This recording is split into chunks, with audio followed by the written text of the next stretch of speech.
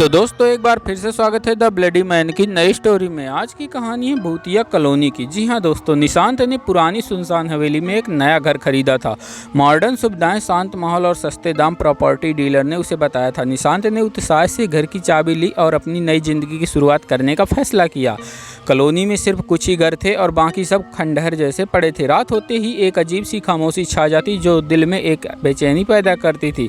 पहले कुछ दिन सब ठीक रहा, लेकिन फिर एक रात निशांत को अपने घर की छत से किसी के चलने की आवाज़ सुनाई दी।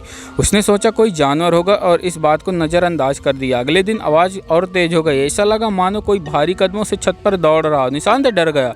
उसने टॉर्च उठाई और छत पर गया, लेकिन वहाँ कोई नहीं था। धीरे धीरे ये घटनाएं रोज होने लगी। कभी छत से किसी के नाचने की आवाज़ आती तो कभी खिड़कियों पर कोई उंगलियों से खरोंचने लगता।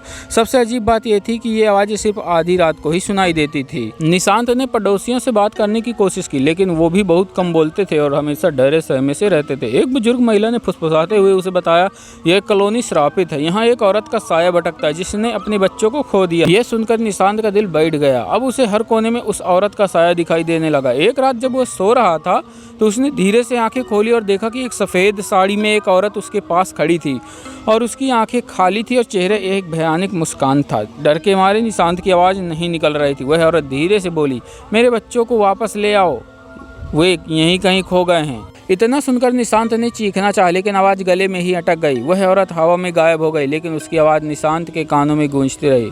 अगली सुबह निशांत ने बिना कुछ सोचे समझे घर खाली करने का फैसला कर लिया। उसने चाबियां डीलर को लौटाई और बताया कि वह अब यहाँ नहीं रह सकता। डीलर ने मुस्कुराते हुए कहा, कोई बात नहीं, अगला ग्राहक जल्द ही मिल जाएगा। तो दोस्तों स्टोरी कैसी लगी कमेंट सेक्शन में ज़रूर बताना, और हाँ, हमारे इस YouTube channel the bloody man को सब्सक्राइब कर लेना, क्योंकि हर शाम 7:30 बजे हम मिलते हैं यहाँ पर एक नए डर के साथ।